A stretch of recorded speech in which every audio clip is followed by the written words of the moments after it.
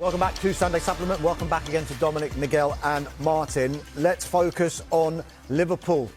And the Mail on Sunday, well, it's been the opposite way around, hasn't it, for the entire season? But it was Liverpool's time to suffer late show pain as Palace party on. Dom, you were at Selhurst Park.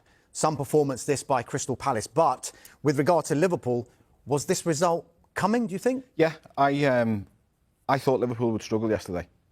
Just with the momentum that Crystal Palace have got, the history that Liverpool have got in that stadium, and it played out exactly how I thought it was going to do. I didn't quite expect Liverpool to be as anaemic as they were during the first 45 minutes.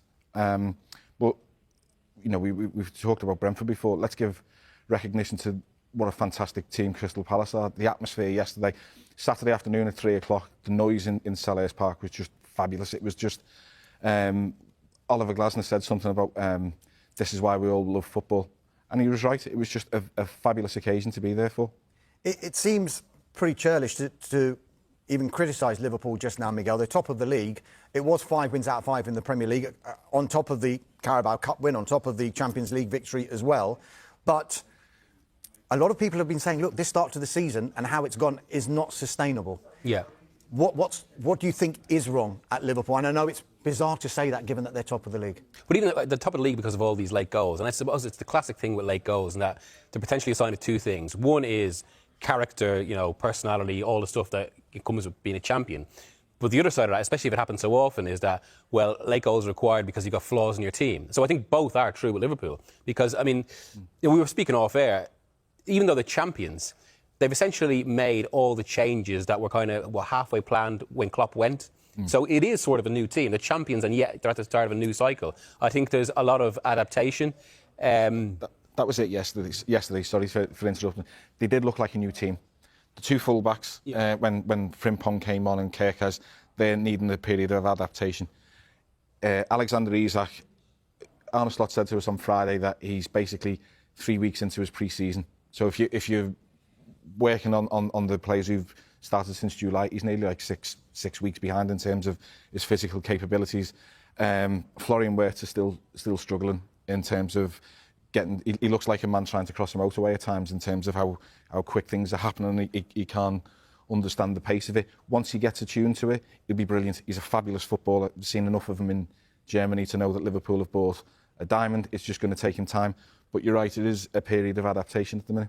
It was interesting to see, though, you mentioned Wirtz, just picking up on that he looked really good in the Champions League game, where the pace is slightly different to the Premier League, isn't it? Yeah, there's been a couple of incidents. I've been watching him really closely.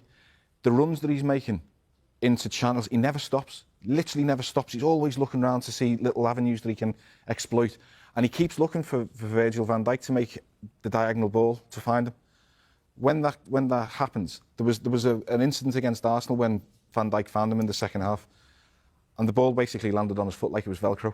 Unbelievable touch. He's got it all, but there is the culture of coming to England. It is a completely different league, a completely different physical intensity, and it's just going to take that little bit of time to adapt. Martin, Miguel mentioned that all of these late goals also signify flaws in a team.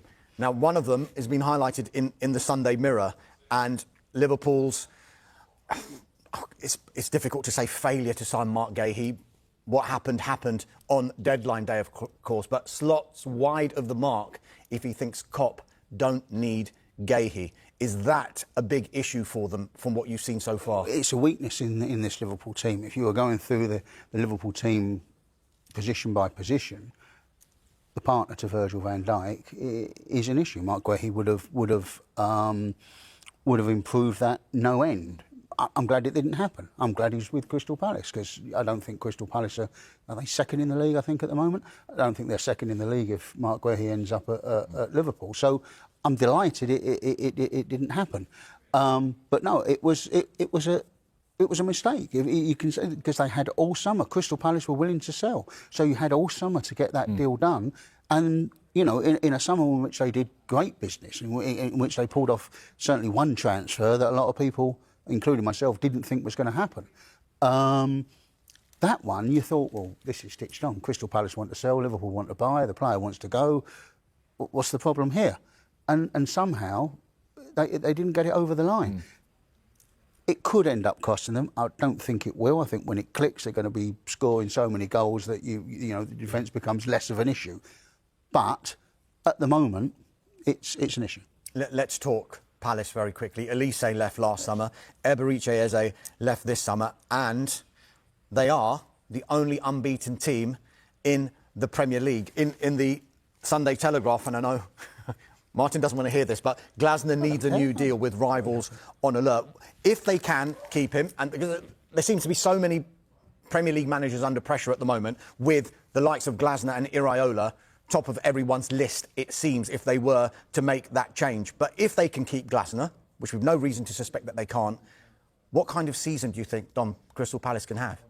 Oh, they're excellent. The one thing that really struck me yesterday, when they scored the late winner, yes, it was bedlam in the stands and fabulous scenes on the pitch, but it was the reaction of the coaching staff. They were all in together. And it's you can see they're really building something, and they have been over 18 months. I'd love to see Palace go on and win the Conference League. I'd love them to, and I don't see any reason why they can't do it. They've got everything. You know, the attack yesterday was pace, power, strength, potent, everything that you could want from a team.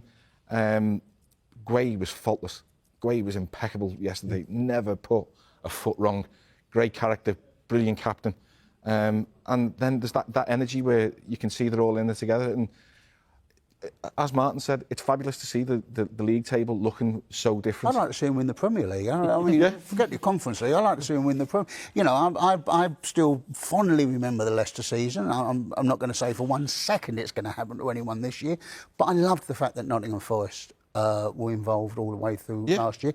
I'm a great believer in why can't let's have a little dream that Crystal Palace are still up there in March or April. They're a really good team with a really good coach. Glasner is a tremendous coach. I'd love to see him still up there. On that as well, I mean, people at Palace mightn't appreciate the comparison, but there's an element of Brighton, which I suppose, and any well-run club, in that they've lost these players like Elise, Eze. That would usually kill a team. I mean, it happened to Leicester. As soon as they lose Mahrez, Kante and Vardy, it all just kind of it subsides. Whereas with this, it's actually they've kicked on to another level and now there's actually, having lost these two players, there's actually another core of players who everyone else would want, as well as the manager. Yeah, I mean, Liverpool slipping up for the first time this season means opportunity knocks potentially for Arsenal. In the Sun, the headline is all guns blazing. Norgard, their attack vow after handbrake jibe. This is a big opportunity, Martin, isn't it, for Arsenal? And they have to take it, and they have to, in inverted commas, release that handbrake. Yeah, they do. I think they've got, and all Liverpool fans go nuts when I say this, I think they've got the best squad in the league. I really do, because I don't think Konate, who starts for Liverpool, would get anywhere near that Arsenal team. So I think the depth of the Arsenal squad is such that there comes a moment where you've got to go, right, we've got no excuse anymore. We just need to go out and do it, go out and win it.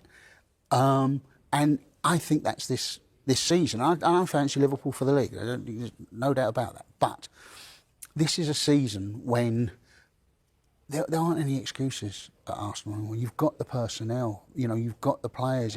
The depth in every single position is really strong. So there's your chance today. Liverpool have slipped up against Crystal Palace.